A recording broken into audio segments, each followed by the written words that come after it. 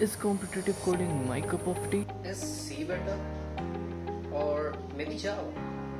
Or maybe Python? Should I read a template or should I code from scratch? But which platform to practice on? Academics, projects, or competitive coding.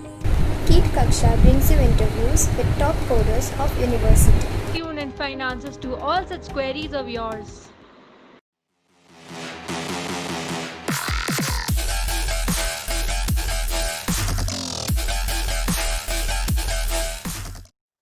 Hello everyone, welcome to Kit Kaksha. I am Akash and today I'll be hosting this session with Arpit Mishra, who is the winner of CodeWive 1.0, a competitive coding program organized by Kit MSPC in collaboration with Kit Kaksha. So today we'll be talking with Arpit Mishra about his career in competitive coding and about his hobbies and what all we can learn from him about this specific topic. So please welcome Arpit Mishra. Hello Arpit. Hi Akash. It's a pleasure to be here. So nice to be having you here. So congratulations on the victory in Codaway 1.0. So before we get into the introduction, everything. So how are you feeling winning the competition? Well, it's a nice experience. I barely managed to win it. It was basically because of the time limits, and yeah, it's a nice experience, right? Okay, that's cool. So we'll be having more of these in a continuous series pattern. Okay, so let's see you again in another competitions and every one of you also. So Arpit, let's start with our interview. So first of all, tell us about yourself. Tell us about your uh, current education and what all your hobbies are. Well, my name is Arpit Mishra, and I am from CSCE. I'm in third year right now, and hobbies I say uh, I like to do development. I like to problems solve many problems and competitive coding in general. Yeah. Okay, so you are very much interested in computer programming and all. Yes, a lot. So do you like to go out a lot, or do you like to stay inside in front of a laptop a lot? If I have the preference to stay inside and be in front of my laptop with my lovely Wi-Fi, I won't go out. Okay, I guess the Wi-Fi thing is a lot for everyone. Yes, yes, pretty much needed Okay. everything. Yeah. So can you tell us about your schooling experience and when did you started coding? Like, Well, I am from a Don Bosco school, Lilwa. It's a Catholic school. We had ICSC and ISC board, so that means that I started coding pretty early in class 9. Yes, I still remember that I was in class 9 when I failed badly in a computer exam, and after that I got serious regarding this coding, and I acquired the taste for it, and haven't left it ever since. okay, so that's like a very long time you have been doing it. Yeah. So okay, so I guess like everyone like in coding is like uh, a very core part of you. Yes. Yes. Okay. So, can you tell us about your achievements, like more about what all other competitions you have won, and one of your achievements which you think like that has been the best in your life till now? Um, well, I did win. Like I had a partner in that competition. It was a Irish social tech innovation competition. Not exactly a coding competition, but innovation and problem solving in general. Yeah. And that has been the standout of my winning career, if you say. Uh, and I have also been participating in all the Google competitive coding rounds like Kickstart, CodeJam, Hashcode, and have pretty decent scores and ranks in that. So I guess that's it. And CodeChef and CodeForces contests, they are to every there every week. So Okay. So that I think that's a lot of it. I don't do a lot of competitive coding. Actually, I don't do any competitive coding. I like more in the application part. So I guess listening to all this and these all competition, I think that's a lot of stuff you're doing. So even I do yeah. development little bit, not much of it, but yeah, a little bit. I like development too, but not as much as competitive coding. Yeah, the opposite goes for me. Yeah. So I guess then this session is much meaningful to me also, because I was also thinking to get into computer coding, or at least try to solve up some problems. But I always think that maths is not my cup of tea. Yeah. So I think that gives us a good introduction about you, and our audience now knows you much better, right? So we had a story upon Instagram, right? So people had send us some question that they wanted to ask. So we have selected some of the questions, right? So we'll be continuing with that. Okay. So first up, we have a question from Santni that reads, "Where can we practice for competitive programming, and what types of questions do you get?"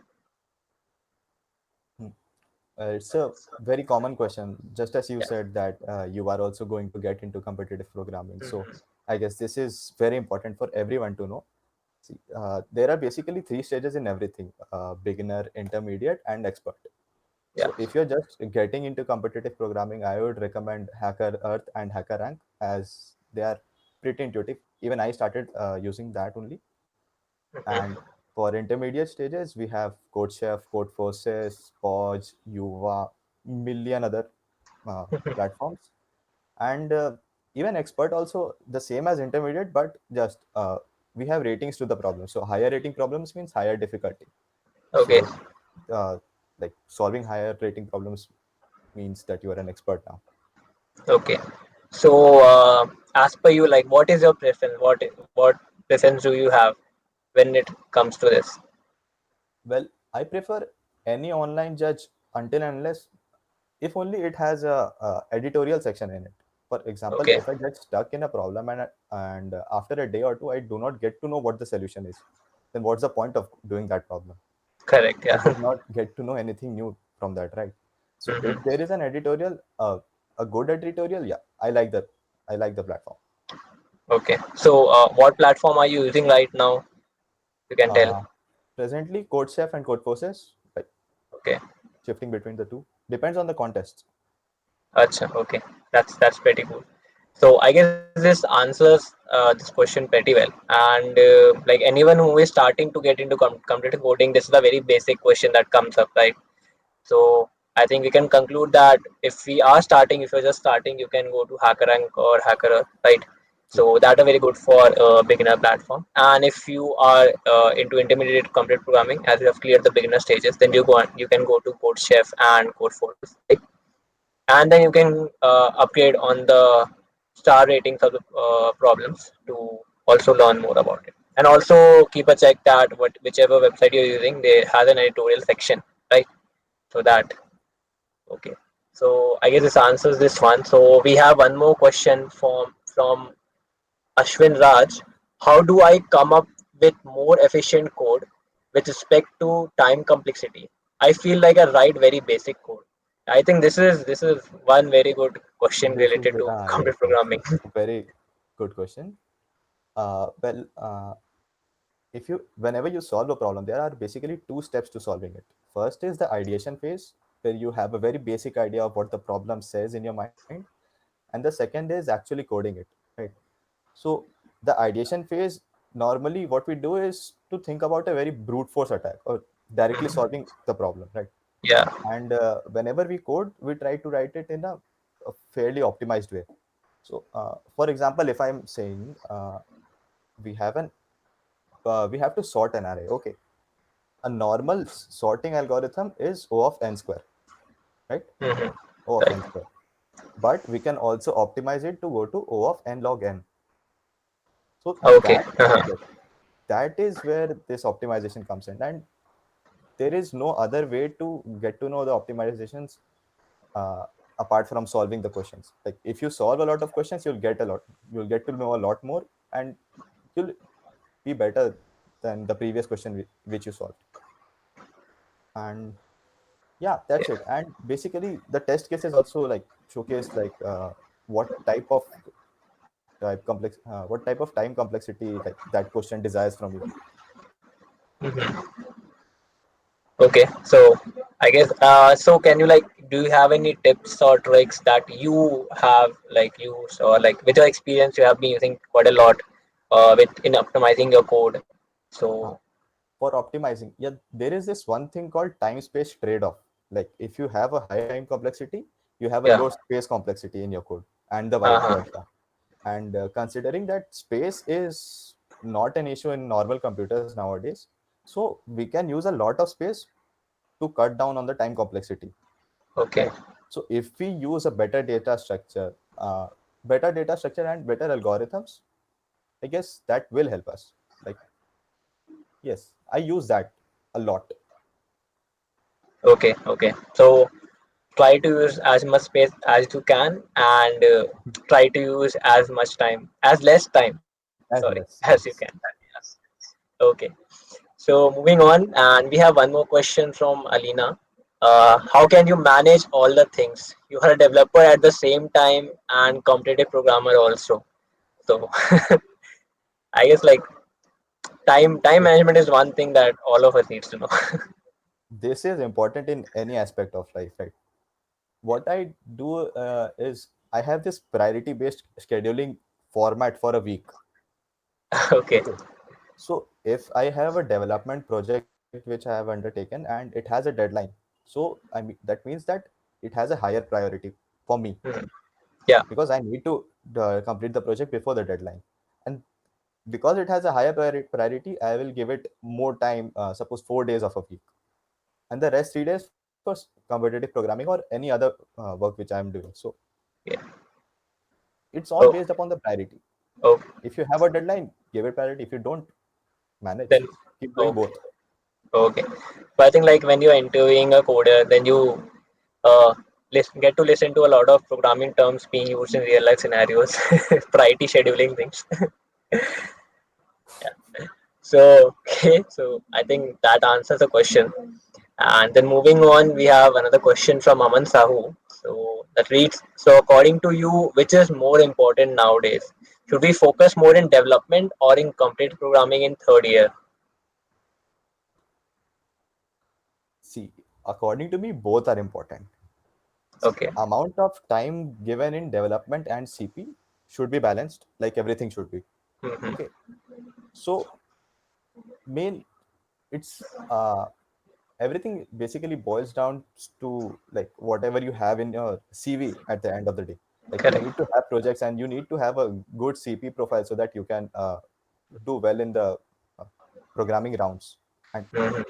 I'm not telling that key you do CP only because you have to appear in the programming rounds. I do CP because it's a mind sport and I like it. But there are Correct. people who do it just because of the placement and that aspect of it. I do not condone to that, but I'm not openly against it also. Middle ground. That's up to Yeah, people, yeah. But yeah, it's better like if we are doing what we like the most and have our exactly. preferences for themselves, then only like it's Exactly. we have a greater inspection into that, and we have greater uh, courage and Chance at succeeding in it, right? correct. So then so we have a few more questions, right? So before I move on, I have one question from myself also. Uh, so because I also do a lot of development programming and I don't do much of the competitive programming.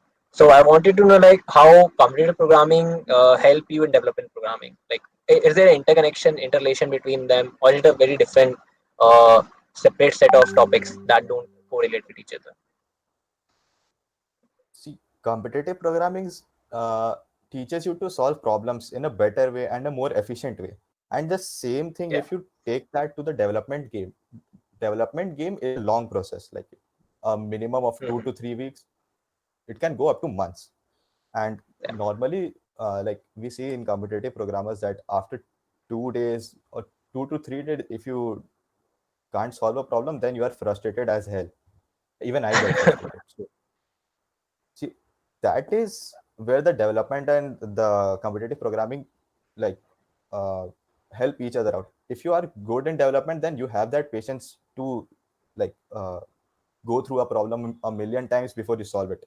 And the Mhm. feeling Correct. that the feeling it which is there when you solve a problem on your own after 3 days, like even after the contest, that is totally great. I I don't know. get that feeling much, but it's great. That happens in development phase also, like when you're stuck at Exactly. or When you debugging something, solve a bug, and it starts working. that day Yeah, yeah, that day I I am know. partying as hell. So yes, both are important, and well, both actually have certain features of them that go well with each other. And competitive programming, you can consider it as a subset of development because of the time issues and all the things which we need in development. We need Yeah. patience, we need to talk to other people, we need different technologies and all of that. Hmm. So integrating all of that with competitive programming skills and the problem solving skills you have, that's what makes a good project, good Okay, complete project.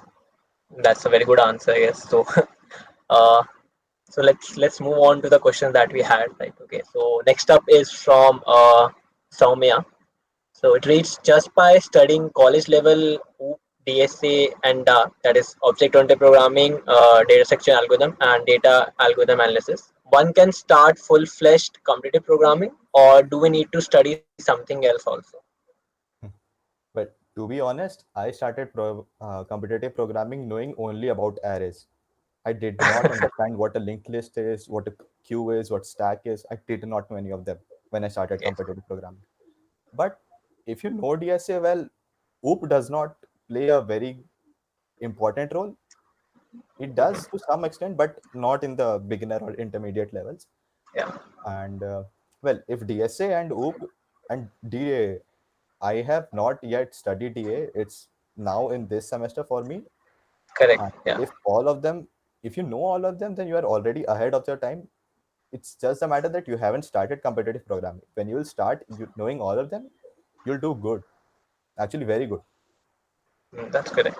So one thing I would also like to add is that computer programming is more about solving problems and everything. So in that phase of time, when you are reading more questions, you get to learn about a lot of things in that phase of time.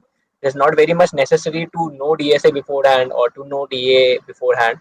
But if you know these things, then it's a plus point for you because you actually know how to optimize code and you actually know what is O of log n or O of n, the time complexity and space complexity. So that is a plus benefit, plus point. But if you don't know DSA or DA, then that doesn't mean you cannot start with computer programming. But while you are going into it, I think you should be like learning some concepts of DSA and some concepts of DA also, so that you have better algorithm plannings and everything. Right. Right. Yeah. So moving on to another question. So that is from Ananya. What are the minimum requirements for complete coding? Okay. I think the previous question that we answered Answer this. covers this one also. Yeah. So there is no minimum requirement. You just need to know a language that you can script in, right? Or not even that. You can write logics in paper also. Yes, you can write algorithms. Basically, all you need is Yeah. an innate sense of problem solving. Correct. Done. That's it. That's it. Then after whatever comes in, that is a technological approach Yes. or learning new technology. That's all. Yeah. Okay, so we have one last question before we wrap up. So that is from Abhinav. When even basic questions takes a lot of time in solving, we get demotivated and depressed. Okay, so how to tackle that situation? So I guess that's pretty much every developer's life. Yes. Yes. See, So I how do you tackle it? how do I tackle it? I leave. If I That's get depressed while not being able to solve the problem, I leave it for a day. I sit on it and do yeah, other things. Try to get inspiration from here and there, but yeah, I don't okay, get it. It's a feeling that I will get it, but it won't. So after a few days, I look at the editorial, then I get to know something. See, the depression and all, these are part of it. These are part of it. you You need to can't accept it. always, you can't always solve a question on the first go. It will always be there that you can't solve, and you'll not. Anyways, you'll learn something new from it. So it's all a part of it. I guess that's Okay, it. There is no like certain algorithm to tackle depression and such. Just sit on it. Done. okay. And like adding to this question, can you tell us about like what resources or what sources that you use for problem solving when you're stuck at some point? So like we all have heard about Stack Overflow, and it's like it's the heaven for developers. So like, do you use Stack Overflow a lot for this, or there are any other sources that you use while you are like solving a problem is stuck at some point? Well, the best resource whenever you're stuck in any problem, be it competitive programming and development, is the documentation. Yeah, okay, correct. If there is any data structure which I'm using and I'm stuck at some point, like I have the implementation figured in my mind, but I cannot Mhm. implement it on code. So then Correct. I have to refer to the like documentation and or even Geeks for Geeks. Geeks for Geeks provides a very subtle provides the Mhm. documentation in a very subtle way, and it's nice, very good. Geeks for Geeks and documentation, and yes, that's And like, do you can you provide us, like, can you tell us about sources for knowing more about different data structures and data algorithms, like what you have used for learning them, if you have? different data. So I use C++ as a for the language. So for the data structures, there is this book. There is this book by Stephen and Felix. Okay. It has all the STLs like in one place. Like think of it as the book version of Geeks for Geeks. It's Okay. everything is there. Literally Okay. starting from array queues to Fenwick trees. There are data structures that even I haven't heard of. It's all there. Okay. So it's Okay. good. That's cool. So we'll be adding the name of the book in the description, and so you guys can check it out on the internet. Okay. So I think we are done with all the questions that we had from the people, from the Instagram page. Like, so I think we can wrap up. So before we wrap up this interview, I would like you to give a clothing note to our audience as to what you think like people should be doing, our audience should be doing if they're going into computer programming. Your views on it. Um, Competitive programming is basically a mind sport. It's that much of a sport, just as Sudoku. If you like Sudoku, solving Rubik's cube, doing problem solving, or even aptitude in general, competitive programming is the same. The language is no barrier. It's just a means of explaining what you have thought about the problem, and that's it. Keep coding, and if you get depressed, sit on it. Everyone does that. It's not an issue. That's correct. That's totally correct.